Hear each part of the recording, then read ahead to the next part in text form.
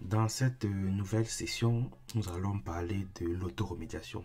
Comme on l'avait dit précédemment, Dynatrace, dans sa philosophie, est à fond dans le concept du no-ops, c'est-à-dire que à partir de la console Dynatrace, l'objectif c'est de réduire au maximum les actions qu'auraient fait les opérationnels. Et donc, du coup, une des choses que Dynatrace permet de faire, c'est l'autoremédiation. Et donc, l'autoremédiation va permettre à Dynatrace d'identifier un problème et de déclencher automatiquement un ensemble d'actions qui vont viser à corriger de manière automatique, sans intervention humaine, un problème. Bien évidemment, dans les entreprises, on est souvent frileux d'être dans ce genre de scénario. C'est pour cela que Dynatrace permet quand même de créer des garde-fous en mettant quand même des tickets dans lesquels il y a quand même quelqu'un qui va approuver. Donc, c'est ce qu'on va voir dans cette session. Pour ceux qui sont familiarisés avec le monde utile, donc on va essayer de voir deux concepts. Le concept de MTTR et le concept de MTBF. Bon, de manière synthétique, il faut les associer au concept de downtime et de uptime. Ça, pour un opérationnel, lui ne se focalise pas sur ces concepts. Lui, ce qui va l'intéresser, c'est le downtime et le uptime. Le downtime, il faut le voir comme le temps pendant lequel votre application est indisponible et le uptime comme le temps pendant lequel votre application est disponible. Et donc, du coup, pour un opérationnel, il faut absolument que le downtime soit le plus court possible et voire inexistant et que le uptime soit le plus large possible. Par contre, lorsqu'on est en train de parler d'autoremédiation, bien évidemment, l'autoremédiation, lorsque tout va bien, on ne s'en occupe pas. Donc, l'autoremédiation ne concerne en aucun cas la disponibilité, il concerne donc l'indisponibilité. Et donc, lorsqu'on regarde l'indisponibilité qui commence ici et se termine ici, l'indisponibilité au sens utile est divisée en étapes. Il y a déjà la première étape, imaginez le problème se pose ici. Il y a déjà un premier laps de temps, ça c'est une échelle de temps, il y a un premier laps de temps pendant lequel on identifie, on détecte qu'il y a le problème. Donc on va dire ça c'est la phase de détection. Le deuxième laps de temps, ok, on a détecté qu'il y a un problème. Le deuxième laps de temps, c'est la phase de diagnostic. Qu'est-ce qui a causé ce problème? Et la troisième phase, une fois qu'on a trouvé ce que Dynatrace appelle la root cause, l'élément central qui crée tous ces éléments, un serveur qui redémarre, un web service qui tombe, ainsi de suite. Donc, il faut être capable d'identifier la root cause. Une fois qu'on a la root cause, donc on sait ce qui a posé le problème, on peut passer dans la phase de réparation. Donc, on met en place des actions qui vont réparer cela. Bien évidemment, lorsque vous êtes en phase de réparation, vous arrivez à réparer, c'est pas parce que vous avez réparé que vos services sont directement disponibles. Bien évidemment, quand vous redémarrez le serveur, il y a le temps quand même que les services redémarrent, il y a le temps que le load balancer identifie que votre service est désormais fonctionnel et qu'on commence à lui envoyer du trafic. Et donc du coup, ça rentre dans le temps de recovery. Donc on va dire c'est le temps de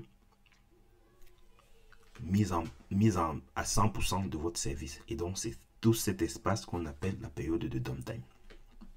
Et donc, du coup, on va voir comment est-ce que Dynatrace se positionne par rapport à tous ces éléments d'indisponibilité.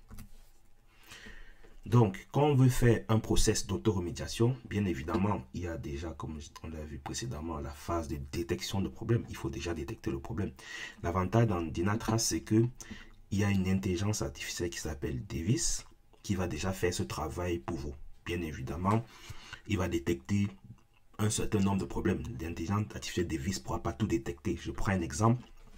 Aujourd'hui, de plus en plus, les entreprises n'aiment pas afficher à leurs clients la page par défaut d'une erreur 404. Imaginez, vous ouvrez une page et que la page n'existe pas.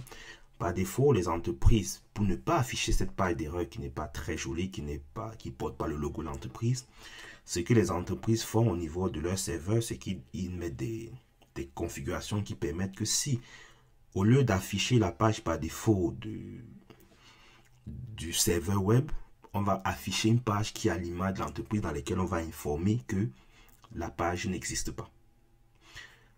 Au niveau visuel, ça c'est très bien pour le client, mais au niveau technique, ça pose un problème. Tout simplement parce que lorsque l'entreprise, au lieu d'afficher la page par défaut 404 et qui décide d'afficher une page 200, au niveau fonctionnel, au niveau monitoring, observabilité, on considère que tout va bien.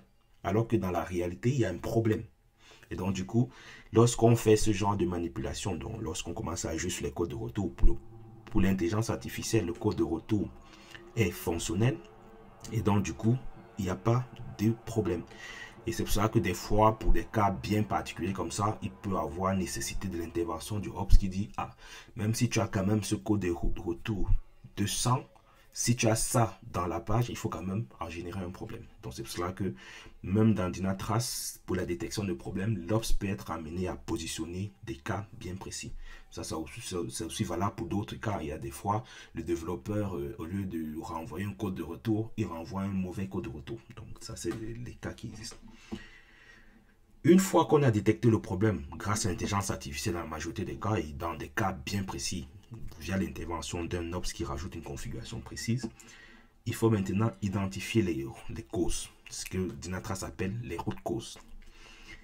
Bien évidemment, il y a de nouveau une intervention de l'intelligence artificielle Devis, comme on l'a vu précédemment, qui va vous permettre de définir une root cause de l'incident. Une fois de plus, on peut aussi être dans un cas où on est dans des root causes bien particulières, donc il faut aussi l'intervention d'un opérationnel. C'est un peu rare, mais ça peut arriver quand on est dans des cas particuliers où on n'est pas dans le respect d'un certain nombre de normes pour lesquelles l'intelligence artificielle va être aveugle.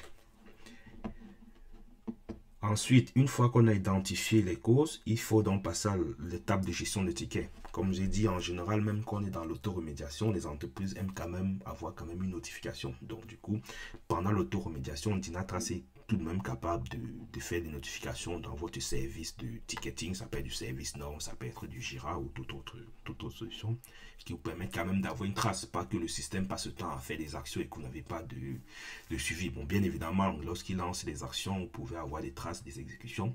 Mais souvent, dans les entreprises, on aime souvent quand même garder ce process.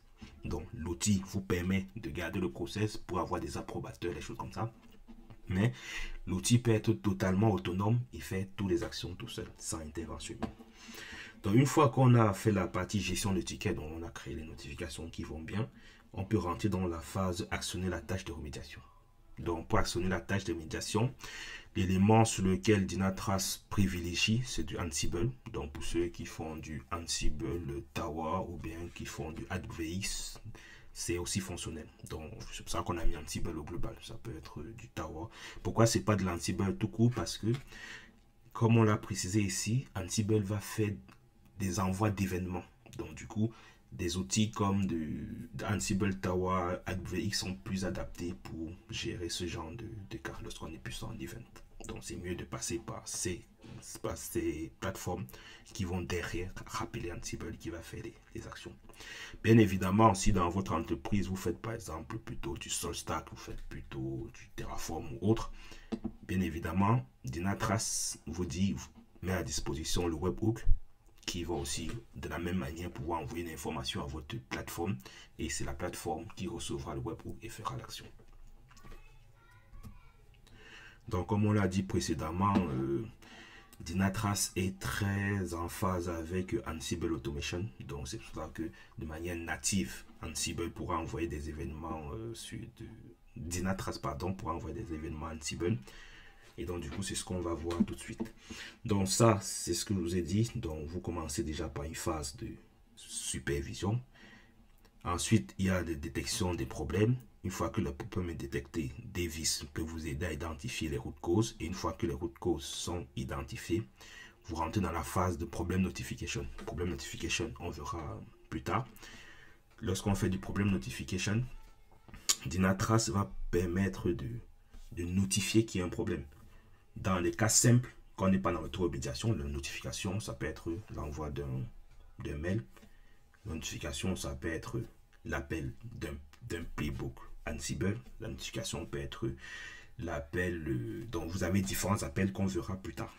Et donc du coup, quand on va être dans le cas de l'autoremédiation, on sera donc plutôt d'un problème de notification de type Ansible. Et donc du coup, Dynatrace va envoyer un event à votre Ansible Tower qui va la recevoir, et dans son event qu'il va recevoir, il aura toutes les informations pour pouvoir appeler un job bien précis. Et lorsque le job en question va être fait, il va donc lancer un playbook et le playbook va corriger le problème. Bien évidemment, lorsque l'événement est envoyé, vous avez quand même les codes retour pour vous dire, ah, vous avez envoyé un événement, et Ansible répondra quand même à Dynatrace que dans les commentaires de votre problème, vous verrez quand même que Dynatrace vous dira, attention, pour ce problème, j'ai résolu et... Non, il ne vous dira pas que j'ai résolu, il vous dira j'ai exécuté la tâche. Parce que Dynatrace n'est pas en capacité de comprendre votre playbook. C'est un playbook que vous allez construire vous-même. Donc, mais Ansible vous enverra quand même une notification dans laquelle, dans les commentaires de votre problème, vous verrez marqué le playbook a été exécuté. Bon, maintenant, est-ce que le playbook résout le problème? Ça, c'est notre débat. Et donc, du coup, il enverra juste le message pour dire que le playbook est exécuté et le problème pourra être fermé. Mais Dynatrace ne sera pas en capacité de valider les actions de Dynatrace. Dynatrace pourra les valider si le problème de base se résout tout seul. Mais Dynatrace n'est pas capable de comprendre votre playbook. Donc, il faut bien décorréler.